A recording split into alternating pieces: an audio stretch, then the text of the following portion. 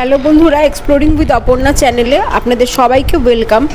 বন্ধুরা, আজকে আমি আপনাদের জন্য নিয়ে এসেছি প্রাক পূজা সেল উপলক্ষে একটি অসাধারণ সুন্দর সস্তা এবং কোয়ালিটির শাড়িটি সেমি তসর সিল্ক শাড়িটি অত্যন্ত ভালো।